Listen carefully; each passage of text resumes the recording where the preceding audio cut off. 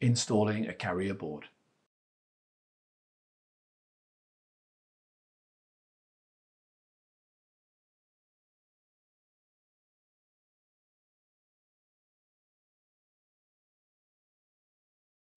Hold the carrier board and align it with the guide pins on the tray, and then install the carrier board on the tray.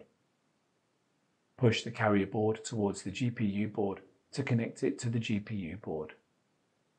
Insert the GPU board retention clips into the slots on the carrier board. Push the GPU board handle toward the GPU board and press it down to lock the carrier board in place. Install the two standoffs to the carrier board.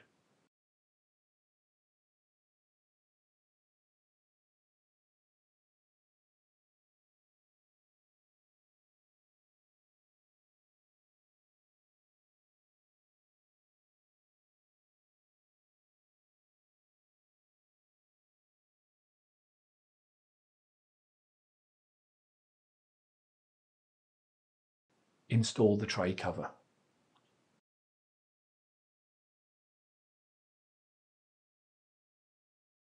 Install the tray into the enclosure.